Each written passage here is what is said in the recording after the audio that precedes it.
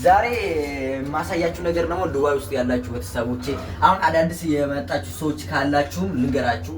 አሁን ውሃ ጨርሳችሁ ውሃ ከምገዙ መንገድ ላይ ቆሞ ውሃ የምጠጣበት ነገር አለ ማለት ነው። እሱን አሳያችኋለሁ። ምትቆጥ ከና ይዋላ let's go ካፕ ወደ ድራም አንድ ድራም ከምታወጣ ኮነሳለ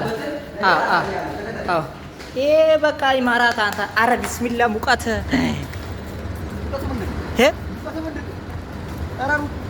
አረ ቢስሚላ ሙቀት 50 ገብቷል። ሙቀት 50 ገብቷል። ሰው እኮ በመኪና ነው የምንቀሳቀሰው። እኛ መኪና ስለሌለ ያው በእግራችን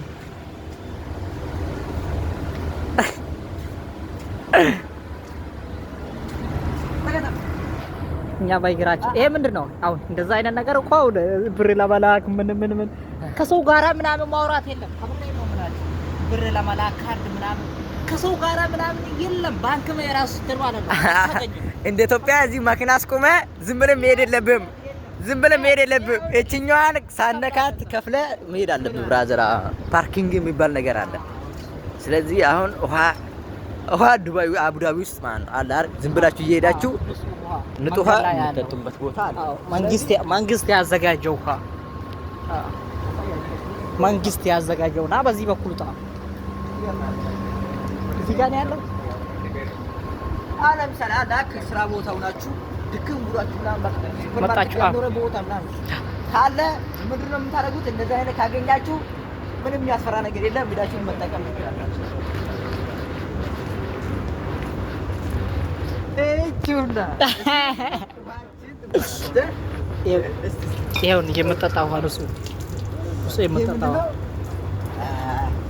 ያው መንግስት ነው ያዘጋጀው። የመንገድ ላይ የትኛው ነው የሚዘጋጀው?